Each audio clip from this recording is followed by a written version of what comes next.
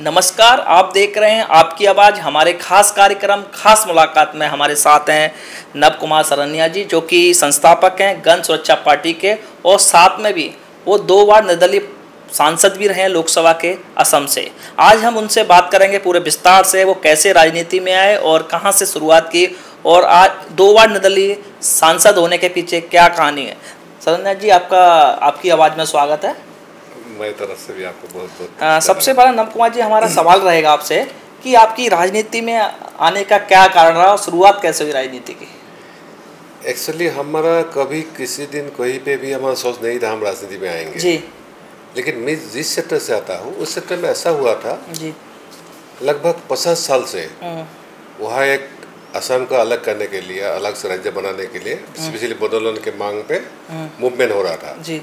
ये specially arm struggle था जी। और इसी दौरान लगभग 50,000 से ज़्यादा लोग मारा गया पिछले 30 साल में जी। 2014 से पहले। तो फिर वहाँ पीस टॉक भी हुआ, एग्रीमेंट भी हुआ, फिर भी ये चलते रहा जी। वहाँ कोई पॉलिटिकल माहौल नहीं था। सब जाति के ऊपर जिसने आंदोलन किया उसका भी मारा गया और स्पेशली हमारा आदिवासी, दलित, पिछड़े और सभी कास्ट का लोग मारा गया जी। तो लोग बेहाल था, वो क्या करे तो क्या करे, क्योंकि टोटली सिस्टम गवर्नमेंट पूरा फेल था जी। उसमें बीजेपी का गवर्नमेंट भी था, सेंट्रल में कांग्रेस का भी था, असम में भी कांग्रेस का गवर्नमेंट था। तो 2014 में उधर का लोगों ने एक ठान लिया अगर हम यहाँ से किसी को एमपी बना के अगर दिल्ली में भेज देते तो हो सकता है ये बॉन्ड हो सकता है। तो मैं भी एक्टिविस्ट था। मैं लगभग क्लास 14 में जब पढ़ाई करा तभी से हम घर छोड़ दिया था। आपको पता है असम में बड़ा बड़ा मूवमेंट हुआ था, फॉरेनर भगाने का मूवमेंट भी हुआ था आंसू के तरह। फिर उल्फा का मूवमेंट का पार्ट था। 25 साल में उल्फा में था। तो उसी दौरान हमारा पीस टॉक भी शुरू हुआ। तो लोगों ने बोला बेटा आपका बहुत हो गया, अब ये छोड़ दो, हम हमारे लिए आप पॉलिटिक्स करो या एमपी बनो। पहली बार आप कौन सी सन में लोकसभा सांसद चुने गए थे? 2014 में। ओके। हाँ, हमको पॉलिटिक्स में ABCD फिर कोई पता नहीं था। अच्छा। लेकिन मैंने ये ध्यान लिया है जो हमारा जो लोग है वो इतना तकलीफ में ये चल रहे हैं, अगर मैं उनके साथ खड़ा हो गया मेरा एक फर्ज भी बनता है जी। मैं खड़ा होने से, मैं उनके लाने से अगर हम लोग ये उनका मकसद पूरा हो जाता तो इसलिए हमने तय कर लिया नहीं लड़ना है। तो हमने तय किया और इंडिपेंडेंट एमपी का चुनाव लड़ा जी। तो हमको भी, हम सोचा था रिजल्ट अच्छा होगा, ऐसा इतना अच्छा होगा हम सोचा भी नहीं था। अच्छा। जो लोग डर के हमारे घर से निकलता भी नहीं था जी। तो फिर उन्होंने इतना वोट दिया, टोटल 52% वोट हमको मिला और मार्जिन था 3,55,000 जी। तो उसके बाद मैंने सोच लिया जो एक्चुअली यही रास्ता है, हम बंदूक से कुछ नहीं करते थे, मूवमेंट से कुछ नहीं करते। अगर जब हम पार्लियामेंट में चले गया, ये मुद्दा जब पार्लियामेंट में उठा तो भी से सिस्टम काम करना शुरू कर दिया और जो लोगों को मारता था, डराता था, भगाता था, वो लोग पीछे हट गया जी। तो फिर 2019 आते आते 2-3 थोड़ा अच्छा हुआ, उसके बाद कम हो गया। तो लोगों को लगने लगा जो कम से कम एमपी में नव कुमार सर ने जैसा एक लोग ही लड़ना है, उसको भेजना है। फिर 19 में बहुत टफ हुआ था इलेक्शन, फिर भी हमने 39,000 वोट से मार्जिन से हमने जीत गया। अच्छा। तो इस बार भी हमारा एकदम पक्का तय था जो लोग हमको वोट देगा। अच्छा। लेकिन ये जो बीजेपी वाला अलायंस वाला है ना, उन्होंने सोचा नहीं अगर ये इलेक्शन लड़ेगा था उसको हम हरा नहीं पाए, तो इसलिए सारा कंस्पिरेसी किया। अच्छा। और हमारा नॉमिनेशन कैंसिल हो गया। तो जो भी हो, मैं कोई पॉलिटिशियन नहीं, अभी भी पॉलिटिशियन नहीं, मैं एक्टिविस्ट हूँ। अच्छा। और हम सिर्फ हमारा इधर में नहीं है, इंडिया का हर तरफ हमने घुमा है, हर प्रदेश में। स्पेशली हम 2014 जीतने के बाद एक सोशल और एक पॉलिटिकल कैंपेन चला था। स्पेशली हमारा दलित, आदिवासी, पिछड़ा, अल्पसंख्यक, जहाँ जहाँ वो लोग स्ट्रगल कर रहे हैं जी, उसको मदद करने के लिए हम पूरा देश भर घुमा। बोला भी है अगर लड़ाई लड़ना है तो पॉलिटिकल लड़ना है। अगर आपको MP MLA बनेगा, आपके लिए कानून बनेगा, आपके लिए शासन को सुविधा मिलेगा, तो सब कुछ हो सकता है। तो इसी भरोसा, इसी विश्वास के साथ हमें पूरा घूम रहे हैं जी। सर, असम के जैसे नॉर्थ ईस्ट के क्या मुद्दे होते हैं लोगों के? पहला मुद्दा था हमारा सर्वाइवल का, हमारा कल्चर को बचाने का, हमारा ज़मीन, हमारा इकोनॉमी को बचाने का। क्योंकि आपको पता है बिफोर 1826 जब ब्रिटिश ने असम में पहली बार ये बर्मिस को भगाने के लिए गया था, उसी से असम इंडियन मतलब ब्रिटिश कंपनी के अंदर में आ गया। तो उससे पहले यहाँ से बहुत सारे लोग वहाँ माइग्रेटेड हुआ है, लेकिन मतलब कटा हुआ था। आप देखिए महात्मा गांधी जी सब देश में घुमा, लेकिन असम में पहली बार 1921 में गया था। तो आप सोचिए, अगर गांधी जी को जाने में इतना टाइम लगा, तो विकास पहुँचते पहुँचते नॉर्थ ईस्ट को इतना टाइम लगा, तो हमारा लोगों को मानना है 62 में तो इंडिया का आर्मी छोड़ गया था। फिर हमारा इधर में रिफाइनरी बनना था, लेकिन बना बिहार में। क्रूड ऑयल तो वहीं पे मिलता था। ऐसे करके लोगों का गुस्सा था, ये था। और इंडिपेंडेंस के दौरान भी 1946 में असम को रखा था सी ग्रुप में। वो इंडिया में भी जा सकते हैं, पाकिस्तान में भी जा सकते हैं, उसके मतलब आप निकलते हैं। ये बीजेपी ने जो हिंदू मुस्लिम का खेल खेला है, वो तो असम में पहले से था। तो फिर ऐसे माहौल में उधर का जो लोग है इंडिजिनस, स्पेशली जो इंडिजिनस बोलते हैं, उधर का जो मूल लोग है, मूल निवासी, वो लोग सोचता था हमारे अपने के लिए असम को, नॉर्थ ईस्ट को सेव रखना है। पहला प्रॉब्लम है माइग्रेशन से, दूसरा है अंडर डेवलपमेंट के लिए, तीसरा है उधर में अगर इधर उधर कल्चरल ये हो जाएगा तो ख़त्म हो जाएगा। तो ऐसे करके वहाँ बड़ा बड़ा मूवमेंट भी होता। अशोका मूवमेंट था, उल्फा, हम उल्फा का पार्ट था। 25 साल हम उल्फा में था। फिर 20 तक में हम मेन पार्ट लिया, जिसके लिए आज असम सेव है। तो फिर हमारा उधर में जो बोडोलैंड में जो लड़ाई लड़ा था, अभी बंदूक का लड़ाई ख़त्म हो गया, अभी पॉलिटिकल लड़ाई बन गया है। तो नॉर्थ ईस्ट को आज के डेट में यहाँ तक आने के लिए बहुत कुछ करना पड़ा। तो credit goes to people, north east का पीपल है। अभी भी आप उधर का जितना मूवमेंट हुआ था, नागा का पीस तक अभी भी ख़त्म नहीं हुआ। मिजो का हो गया, मेघालय का थोड़ा हो गया, त्रिपुरा का हो गया, मणिपुर का अभी भी सेटल नहीं हुआ है। हाँ, तो ऐसा करके, लेकिन आज मुझे खुशी है, आज मेन स्ट्रीम में बड़ा बड़ा रोल भी ले रहे हैं असम का लोगों ने। और आने वाले दिन में जो छूटा हुआ एरिया था, तो अगर मेन स्ट्रीम में उन लोग आके यहाँ अच्छा रोल लेगा, क्योंकि असम का लोग को पता है वो मेहमान नवाजी में बहुत अच्छा है। उसमें जो लोग जाते हैं, मिलते हैं, जुलते हैं। असम में ऐसा है तो जाके बिहार से जाके भी वहाँ ऐसे चल सकते हैं, बिहार जैसा दिक्कत नहीं होता है। महाराष्ट्र से जाएगा ऐसा चलते हैं। आप ताज्जुब का बात है, अब गुजरात महाराष्ट्र में जाएगा तो हिंदी के, मराठी और गुजराती के सिवा कुछ नहीं मिलेगा। लेकिन असम में जाएगा, आप उसका लोकल भाषा भी बोला, असमीज बोल सकते हैं, बंगाली बोल सकते हैं, इंग्लिश हिंदी चलते हैं। हाँ, सब कुछ चलते हैं।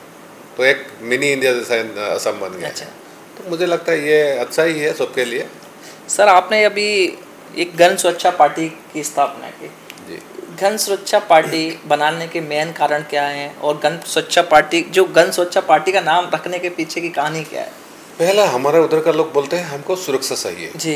पहले बंदूक से या आतंकवादी से सुरक्षा चाहिए। दूसरा, हमारा सोशल इकोनॉमिक या सिक्योरिटी चाहिए। तो हम जो सोशल सिक्योरिटी का बात बोलते हैं, तो हम लोगों का सुरक्षा का भी बात बोल सकते हैं। अच्छा। और ये इसलिए हमारा लोगों ने ये बोला है क्योंकि हमारा उधर मेन पहला क्वेश्चन है, हम जो बंदूक वाले हैं उससे हमको बचाना है जी। और फिर हम पार्टी करने का मकसद यही पे है। हम भी बंदूक पकड़ के आए हैं, लेकिन मुझे लगता है बंदूक से ताकत आपको पॉलिटिक्स से है जी। आज देश में पॉलिटिकली सब कुछ संभव है जी। नामुमकिन ही मुमकिन है। विदाउट पॉलिटिक्स आप कुछ भी नहीं मिल सकते हैं जी। तो इसलिए पहला है, हम पार्टी का राजनीति करना है जी। और पॉलिटिक्स करना है। पॉलिटिक्स करना है तो पार्टी का राजनीति करना है जी। अब देखिए, अभी इंडिया एनडीए बन गया है, हम बीच में फंसा हुआ है। ऐसा देश में बहुत सारे लोग हैं जो इंडिया का आइडियोलॉजी से भी सहमत नहीं है या इंडिया का आइडियोलॉजी से सहमत नहीं है, क्योंकि खुद अपना लड़ाई लड़ रहे हैं। इसी को लेकर हम गण सुरक्षा पार्टी बनाया है। ये रीजनल भी है, ग्लोबल भी है।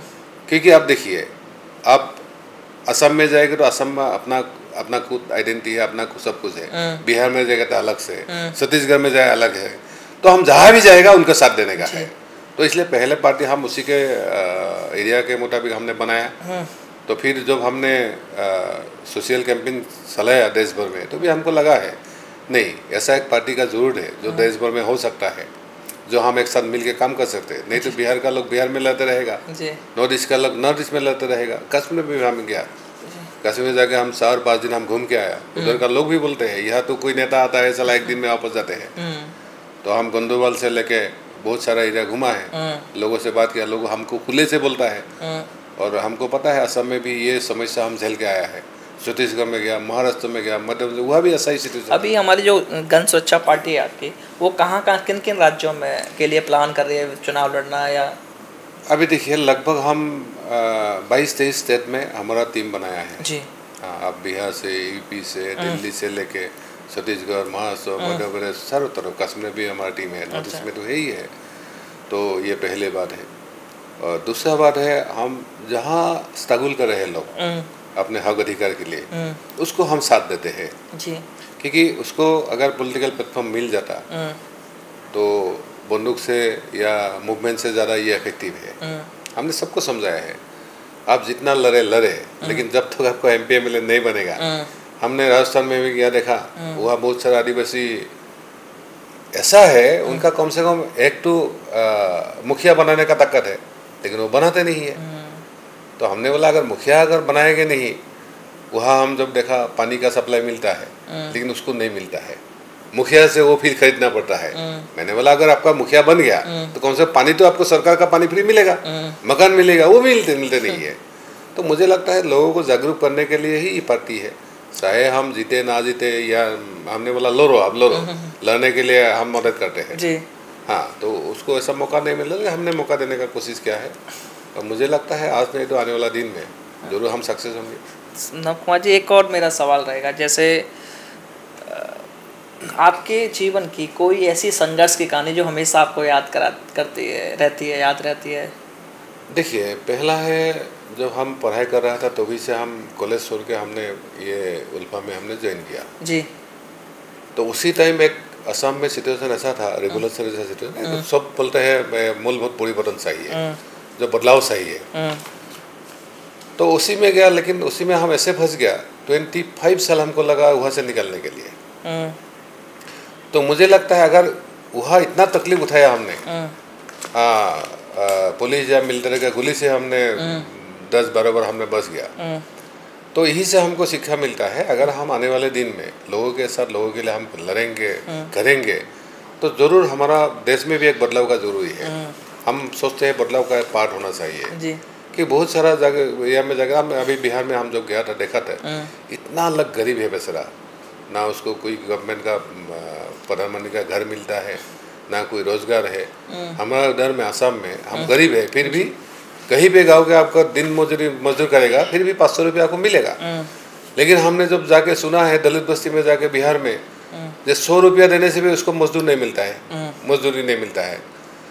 तो मुझे लगता है ये सब जो हमारा पिछले दिन का है, और MP बनने के बाद ही दूसरा MP वालों ने इतना घूमते नहीं है, इतना ये करने, लेकिन हमने सब देखा, घुमा, और मैंने शासन प्रशासन की बोला था जी, अगर लोगों का आप सुनेंगे नहीं, लोगों के साथ आपको देंगे नहीं, क्योंकि देश में सिचुएशन इतना अच्छा भी नहीं है, इकोनॉमिक कंडीशन बहुत ख़राब है, बहुत सारे लोग ऐसे हैं दो सोने पे पायखाना पे वो लेटिन करते हैं, है कि नहीं?